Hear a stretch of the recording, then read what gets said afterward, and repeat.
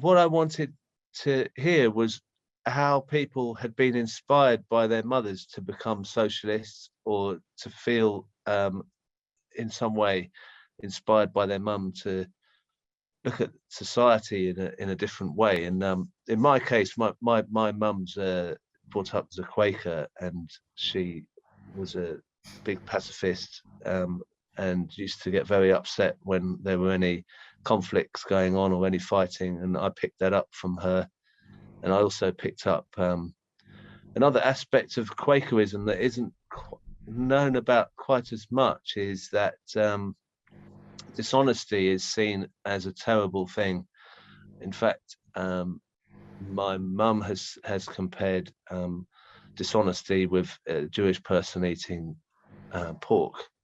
It is that important that people are honest. And the reason the Quakers became a large movement, and lots of businesses were created from Quakers, is because of their honesty. Because when they were giving a price, it was an honest price, and people trusted them as traders. So with politics, I have definitely been affected by my mum's honesty, and those politicians who speak honestly, there may well be one called Jeremy Corbyn, for example, who I would like to have been Prime Minister, because honesty to me is so important, and it gives people trust in others. Now, there's lots of people who've come on to talk about their mothers and how they inspired them. So I'm going to bring some people in who have agreed to speak on this. I think I'll start with Ryan. Are you there, Ryan? Hi, Crispin. How are you doing? Have you got a picture? Is that okay? There you are. Yeah. Great. Good to see you. I saw you in Stoke a couple of times. You're a very good audience member, I have to say. I remember you doing a crowd surfing thing on one gig. I don't know. but you wrote to tell me about all the work that your mum did, and obviously she must have inspired you to get active as well. Could you tell people about your mum? Yeah, she was a very inspirational lady. She's sadly no longer with us, I have to say. She sadly passed away about 5 years ago now. But there may be some people who are tuned in today who may remember, if they were around during the miners' strike. As I was growing up as a child, we were just an ordinary family. My mum didn't seem political in any way. She just looked after me and my sister day to day. My dad went to work at the pit, working shifts. So we saw him one week, we didn't see him the next week, because he was, either out very early in the morning and home when we got home from school, or he was asleep when we went out and we didn't see him because we were in bed by the time he got home. But the miners' strike in 1984 changed all that, really. She really found a voice during the miners' strike and got involved wholeheartedly in that. It's all right, the cat's trying to get in on the show.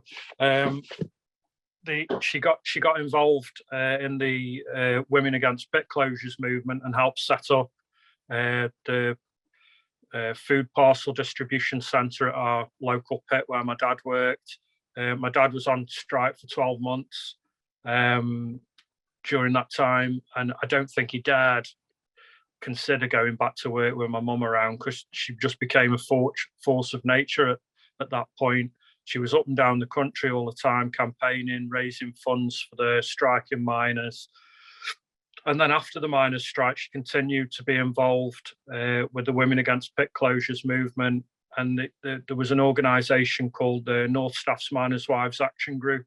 Used to go around the country to various events. She was down at Wapping with the Liverpool Dockers, all involved in all of those campaigns, continuing to raise money for the Justice for Mine Workers campaign. And it was during that time I just saw a total change in my mum. As I say, she was just an ordinary mum as a child, and throughout my teenage years, she just became this force of nature. And I don't want to go on too long because I know you've got lots of people waiting to get on, but when they were trying to close Trentham Colliery in the early 1990s, she and a couple of other women, Bridget Bell, who was another great campaigner from the area, they chained themselves to the pithead gear to stop the pit operating for a short time. And Arthur Scargill came to visit them, and they later went on to make a play about it called Nice Girls. So a lot of people may have heard about my mum, Brenda Proctor, or may have met her at some point during these campaigns. But she definitely, the main thing she instilled in me was the social injustices that were going on, and she definitely let me know that that Thatcher wasn't trying to close the pits because they were uneconomical. She wanted to crush the trade union movement at the time, and you could see that battle going on, and it's still going on now. Obviously, the trade unions are a lot less powerful than they used to be. But yeah, very inspirational lady, and she didn't just inspire me. I know she inspired a lot of other people who I've met, over the last few years. Look, thank you very much, Ryan, for coming on. And I know you did a 7-mile run before this. You don't look like you've broken any sweat. I'm sure your mum would be proud of not only your socialism, but your physical prowess as well. Well, I looked a little bit better than Boris Johnson did running along Blackpool Beach. I believe they were nearly. I don't think you could get worse than that, because they thought the stranding at one point, I think. Thank you, Ryan. Thank you. Good to see you. Good to see you. And Kate McEwen has. Kate McEwen, are you there? Hi, Crispin. Hiya. Let me see. Right now, would you like to give your tribute to your mum and how she inspired you? Okay. Well, there's sort of two sides to it. There's the side that I grew up with, which is a bit similar to Ryan. My parents were both worked in the trade unions. That's how they met. So my childhood, I very, very strongly remember all the screaming at the television during the miners' strikes. And also, my mother had worked for the ANC. So trips to the supermarket were all about making sure we never bought anything that was from South Africa, for example. But she died about 22 years ago. And after she died, things started coming out in the family. And I started to find out actually how politically active she had been. Now, it became clear that she didn't talk about a lot of it because a lot of things had probably been quite illegal. And there had been certainly very close police observation of her activities. But she was one of the main organisers of the anti-Vietnam protests in 1968. And she worked at the same time until the 70s. She worked for the ANC as well. And basically what I found out was that her parents had been regularly visited by Special Branch because they believed that she was a sleeper cell. And so they were monitoring her for that. And also she was featured in the Daily Mail in a centerfold of the 100 people most likely to be arrested in the event of a communist coup. That's a pretty cool claim to fame. Well, it was cool, but then it had a massive impact because obviously it affected her career later, and obviously they didn't talk about a lot of things. So we don't know if she actually was a sleeper cell or not, but just that she was very much being monitored. Wow. So you had no idea of this until after she'd passed away?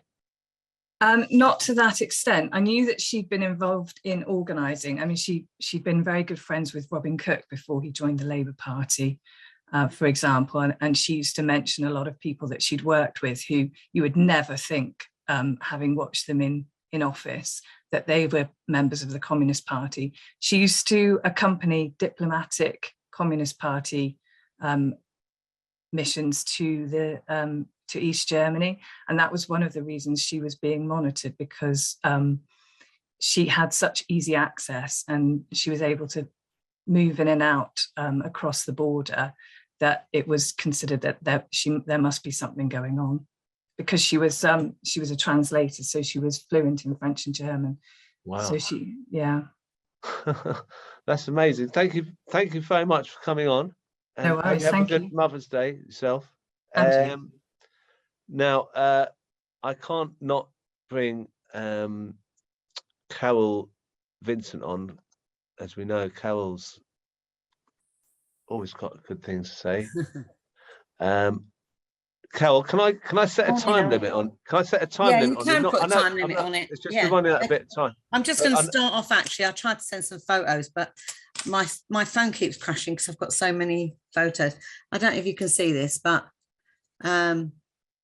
this is Fladbury Road in Tottenham, M15, and this person here is my mum, aged 8, with her youngest sister and her next brother, and my nan and granddad, and then the older son. But she was one of 8, born into a very poor North London family, and she was in the middle of them. And I think she was very ill when she was 2 and got meningitis, almost died, but she did survive. There was no NHS. My granddad was pawning things to pay for treatment and so on. And he did the same for my Aunt Barbara, who was 90 a couple of weeks ago, her youngest sister who was in that picture. Anyway, cut a long story short, she was left deaf. And she often felt as though she was an outsider and so on. But my mum was the most amazing seamstress. You could draw a picture and my mum could cut a pattern and make things. And she was part of the rag trade, all during the sort of 40s, 50s and into the 60s. And she experienced a lot of difficulty. She married, due to her circumstances at home and the overcrowding, she ended up running off with a bloke and marrying him. That was her first husband, but she experienced a lot of domestic abuse and eventually fled the home with my 2 brothers. They were put into temporary care. She found out that she was pregnant and had to have that child adopted because she wouldn't have got her other sons back. Throughout this, my mum worked. She worked 3 jobs sometimes. She was not only a machinist, she took in homework and things like that, but she also worked as a waitress in Cohen's Bakery in Brick Lane. And she also did silver service waitressing as well. And my mum never grumbled. And that's what inspired me to just get on. If somebody wanted my mum's last halfpenny or last bit of bread, she would give it. She'd have no consideration for herself. She hated war because she was a teenager when war broke out. Her dad went to prison for non-payment of rent, of rates, and also her brothers were off at the war and so on. My mum just worked like a Trojan and never grumbled. She always had a smile on her face. This is my mum when she was 18. And wow. She loved to sing and dance, and she did so. And any opportunity for a party, my mum was there. But they were, my mum met my dad while serving in Cohen's Bakery. He was he was an electrician with the London Electricity Board, and he was in the Electricians Union. And my mum joined the union when she was a seamstress. And we were part of slum clearance. I've mentioned it before. And our Victorian tenement block in Brick Lane was going to be bulldozed, and we were offered somewhere in Basildon. And my mum knew nobody in Basildon, and my dad didn't want to go. So my dad ended up in digs with my 2 older brothers, and my mum took me to Harlow with her, and she got a job in a factory called Mini Modes, and they made sort of coats and the first sort of denim jeans and things like that, all the trendy stuff in the 60s. And I had no school place to begin with, so I used to sit under the presser once the governor had gone. It always reminded me when I saw the Dagenham women's strike film, Made in Dagenham, that Bob Hoskins was the sort of foreman. And I remember there was a little bloke who run this mini modes factory, and he would come in and they'd all clock on with the old clocking in cards and everything. And then he'd go, and I would be sitting underneath the sort of bike shed bit down by the fire escape thingies, and it would be all sorts of weather. And as soon as he'd gone, there would be a whistle out the window, and I'd climb up these metal steps and into the factory and be under the steam presser or somewhere. And those women and my mum sort of taught me to read and write and do all sorts of things, but the camaraderie there, and they would sing. And I always remembered Miriam Carlin's Rag Trade when we got our telly. It was on the telly, but they joined a union, and then I went to one of the marches, the Dagenham machinist marches, when they were on strike trying to get equal pay for equal work. And that was my mum's mantra: an honest day's work for an honest day's pay. And she never ever said a bad word really about anybody, and would help anybody. And so she's been my inspirational through my life. Sadly, in the Queen's Jubilee year in 77, my mum died of cancer, and she had struggled for many years. But even during that time, she never grumbled. She was always thinking of other people. In fact, she went into St. Joseph's Hospice in Hackney for a little while, and they actually thought she was going to die. And what she did was she started teaching the people in there how to knit and crochet. And in the end, they sent her home because everyone was dying around her, and she was still quite chirpy. And this is a picture that sort of reminds me a lot of my mum, because my oldest auntie, who passed away a few years ago, just before she was 100, she basically said my mum was a good time girl. And I think it wasn't that she was a good time girl. I think it was that she was a girl who liked a good time. I used to find her, I knew where to find her on Tuesdays and Thursdays, and that was at Potter Street Community Centre playing bingo. She would make cakes and take them for everyone. She'd have flasks of tea and all sorts.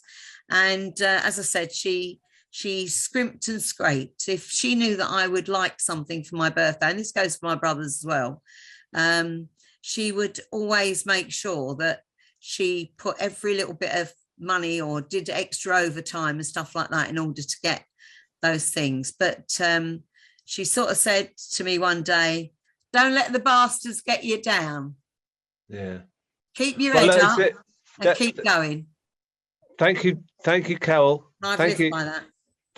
That's a great to hear about your mum, and I love the camaraderie of the workplace that they used to be in the past. We really missed that. The factories were, it wasn't all doom and gloom in factories.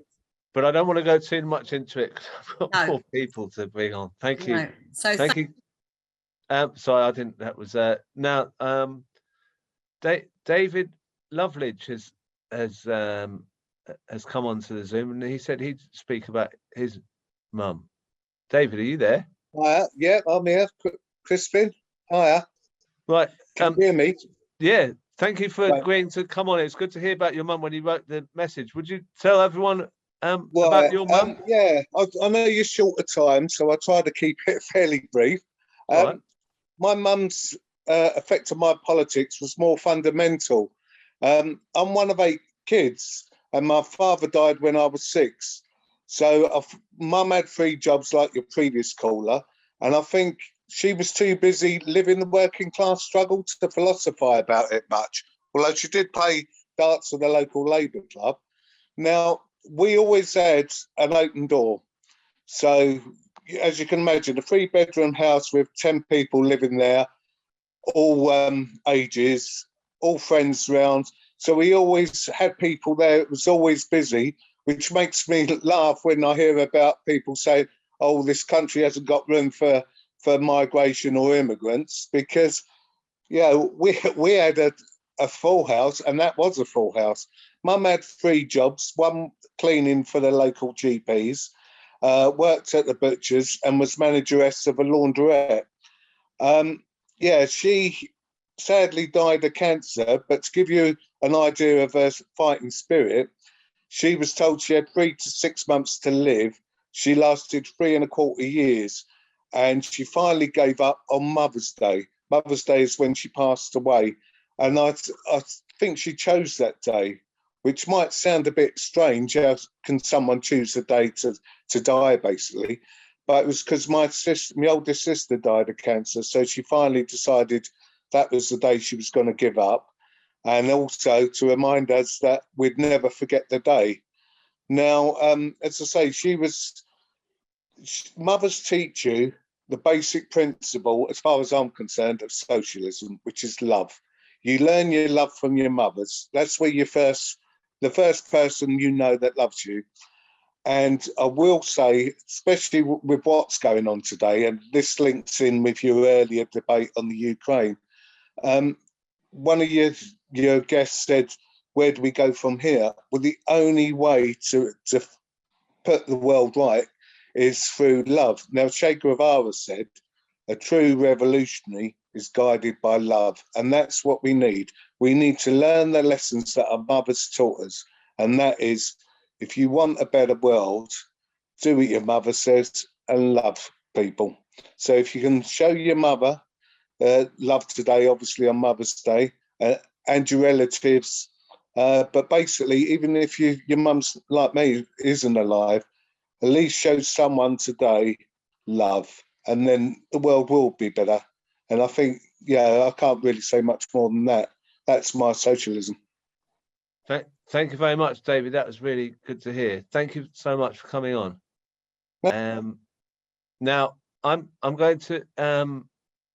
I just want to clear something up as well. Now, that obviously, not everyone's mother was in the same way as these people who've described it here. I've seen comments in the chat, and also when I put a post out on Facebook, there were many people who said they were persuaded to become socialists against their mother because their mother was a Tory and their mother wasn't the person they wanted to be, to aspire to. So I'm not saying that there's any one path to socialism. I just wanted on this particular day to celebrate those mothers who have passed on socialism to their children.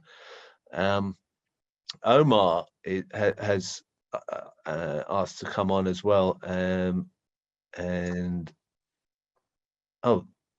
Omar, thank you for coming on. Oh, hi, Crispin. Thank you for having me. As again, very grateful. I'm going to be speaking about my grandmother today, just very briefly, and how she inspired me into socialism. I still just remember as a child, my grandma was called Noor Begum, and she was a first-generation immigrant from Pakistan. And my grandma was crippled, and neither could she walk, nor feed herself, or no obviously move any limbs. And I used to sleep downstairs as a child with my mum, who used to look after her. And my dad and my siblings were all upstairs. And I still remember very distinctly, and it was crystal clear. I mean, I must have been 6, 7 at the time. I used to climb onto my grandma's bed in the mornings, and my grandma used to be awake, pretty early on. And my mum obviously used to rest, during after dawn, etc. And I still remember the stories my grandma used to tell me about socialism in Pakistan. How in the villages, it was rampant with poverty, and how there only one house had, a number of cows where they used to, dispense the milk to the entire village. You know what I mean? As my scores of us poor families used to come to our house where we, were able to help people with milk, eggs, etc. Just a basic sanitation, just the basic necessities of life. And my grandma always said to me, son, never look down on, never look down on a poor person, because you never know, when you may need help. And that always was stuck with me. Someone that's, one of the stories which inspired me into socialism, how, some the poverty of Pakistan, how people all gel together, just for one common purpose, in order to help the community, etc. And I also remember my grandma telling me stories about imperialism and freedom fighters when Britain went over to India, as man ransacked it, as man enslaved, half the population and looted it was beyond recognition. And there was freedom fighters there, from India who fought, who fought British imperialism, and one of them was called, Tipu Sultan, etc. When he was a socialist, and my grandma really looked up to, and I would just encourage anyone to look into his life, because he was a king. What's his name? He's called Tipu Sultan, Tipu Sultan. And it's because of that, as one of my grandma's views, as I turn into as anti-imperialist, I'm against war, I'm against nuclear weapons, I'm against NATO. And my grandma always was said to me, look after the poor, don't look out, don't look down, on anybody. During the COVID times, that's something that I try to aspire towards. And obviously my grandma's not with us anymore, but her teachings will remain with me forever. And happy Mother's Day to my grandma. Thank you very much for having me today. Thank you. Thank you, Omar. Very interesting. Now, Jenny has not been on Zoom before, and I think this might be Jenny's first time on Zoom to speak about her mother. Jenny. Yes, hiya. Thanks for having me on. Well, thank you for coming on Zoom, especially for this. Do you want to tell us about your mum and how she inspired you? Yeah, I'll keep it brief. So my mum was a single mum. My dad died when I was 5. So she was formidable, really, but she's still with us, thankfully. And she's always been a socialist. David was saying earlier about having love. Well, my mum's got the biggest heart. She'll do anything for anyone, and that she used to take us. I went on my first demo when I was 2 years old, sat on my uncle's shoulders, anti-apartheid in the 80s. And she was very, still is. She refuses to this day to use Shell petrol stations because of their involvement in the apartheid. So she's very principled, always, she always sticks to her beliefs. If she hears anything, even in the pub, she'll call anyone out and she'll argue with them, or even if she's there by herself against 10 other people. She went to, was willing to go to prison in the 80s because she refused to pay the poll tax. She actually was in court. My uncle did go, but because she worked for the council at the time, they just took it out of her wages, and she was really upset about that. And she, she's a few times she's put a job on the line for somebody else. One of her jobs, there was a man fired through racial, because of his race, and she fought against it and got his job back, and got the other person fired. So wow. She's and even to now, she's a carer now, and she became very unpopular with a home because she reported them, and because of conditions, and there was one wheelchair that wasn't fit for purpose, and she got that sorted. And I think she's not very popular where she works, because she will, if she sees someone that needs help, she will put a job on the line and she'll fight for it. And that's definitely something that she's instilled with me. Just fighting for other people. You know, if you can, then you do. So yeah, she's and a big heart. Was that she used to be, when she was a single mum, you know, she was a member of the Socialist Worker Party back in the 80s, and she'd be out selling The Big Issue and getting involved. So yeah, she's anywhere she'll call out injustice and just help everyone. So yeah, definitely instilled that in me. Oh, that's fantastic. Thank you so much for coming on and taking the time to get on Zoom and everything. Yeah, thank you. Now, sorry, another thing I was going to say was we used to take us to Glastonbury as well when it was the CN, you know, when it was still very much the CND. I was 3 years old first time, and we went every year. So that's really instilled in me there. well, I hope you've gotten a good card, and thank you very much for coming on. Yeah, no, thank you for having me. Thank you. Cheers. Now, we've got a recording as well to play from Eve Drayton Hill, who's I spoke to yesterday. I'll just give a little tiny snapshot of her background, because she was Canadian, but of course, like many Canadians of the time, was from England. Her family was from England. So her mum was from Kent, and she had been in service, and her dad, my mum's granddad, was a railway labourer in Kent. And my granddad, my mum's dad, was actually from Bermondsey. And as far as we can work out from things she told me before she died, he'd been a tanner from the time he was about 10 or 11 in the East End, and then ran away to Canada, jumped on a ship when he was about 13 or 14, I think. And so he ended up actually fighting in some kind of unit that was kind of British and yet Canadian in the First World War. And after the war, he met and married my grandmother, who was by then a widow, because she'd gone to Canada with her husband, and he died, and she had a son. And then she met my granddad and married him. And they were so poor because my granddad never properly worked, as far as I could tell, for very long, and doing anything very anything with money, much money involved. The mum said in the winter they used to have to stuff newspaper, her and her brother, newspaper into their shoes to keep their feet warm, because they couldn't, and dry, because they couldn't afford boots.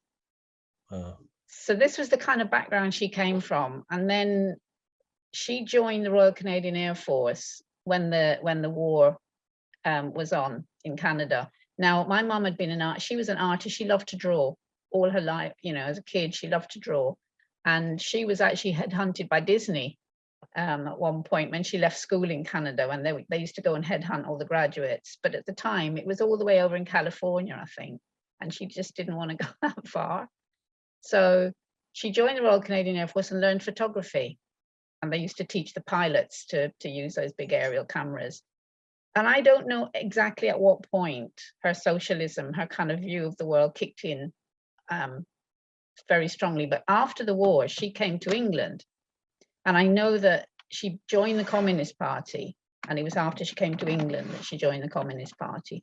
She was a card carrier member, and she used to sell, I don't know, was it called the Daily Worker in those days? She used to sell the Daily Worker on the street corner before she went to work in the mornings. And she was always on marches, peace marches and anti-poverty marches. I think there were a few of them at the time. Certainly as I was growing up a bit. Of course, then she went to live in Guyana. She met and married my dad, who's black, and they went off to Guyana, and I was born there. And there wasn't the same opportunities in Guyana for things like that kind of protest, marches and stuff. But she was very much, she and my dad were both continued to be communists, and therefore were targeted by, by the British, but by the Americans, basically. during, I think it was in 53, when that incident I described in the Facebook post, where they came searching the house. All the communists were on lists, had their houses searched, including my parents, and she actually lost a book. She never forgave them. My mum loved the ballet, and somebody had given her a book about the Russian ballet, and they actually confiscated this book as proof of communism. But my dad had, my mum and dad had Das Kapital in the house, and they never took it because I don't think the soldiers, they were just young soldiers, I don't think they realized what they were supposed to be looking for. So other relatives had their houses searched. One of my uncles, who lived in New Amsterdam, which is a smaller city in Guyana at the time, the police chief was meant to get his house searched, and apparently the police chief, because they all know each other, it's a small country, everybody knows everybody, everybody's been to school with everybody. Apparently the police chief said, "I ain't searching Mrs. Dow's house, you're mad." and apparently he wrote on the report that he'd searched the house. And it was a very difficult time, because it was a time when we had a prime minister, Chetty Jagan, in Guyana. This all happened before I was born, mind you. I wasn't born until 54, and this was all happening in 53, 52 and 53. And we had a communist, he was more or less communist, so certainly very socialist prime minister, and they were not happy, basically. Because it's on the border with America, right next to. It's right on the tip of northern tip of one of the northern tips of South America, alongside there's a Dutch Guyana and a French Guyana as well. They're all in a little row. And obviously very close, uncomfortably close to America, close to Cuba. They had ties, my parents had ties with Cuba. One of my aunties was actually very good friends with Castro at one point. So they were targeted, and at that point in 53, the British government actually suspended the Constitution of Guyana. This was under pressure from the Americans, and arrested loads of people. I think my dad managed to avoid being arrested, don't ask me how, but arrested people were imprisoned, politically imprisoned. It's a very difficult time.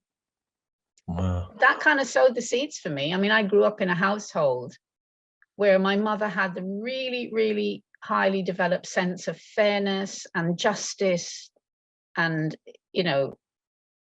absolutely found sort of poverty absolutely appalling and wrong, and the fact that people couldn't have access to art and culture and music and beautiful things, why they had to scribble and scrabble and kind of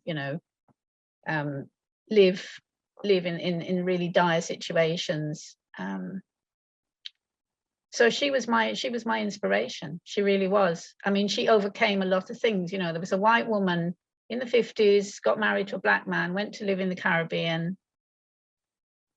That could not have been easy for her at all, to pull up her roots and go into a completely different culture, very different from what she was used to. But she was also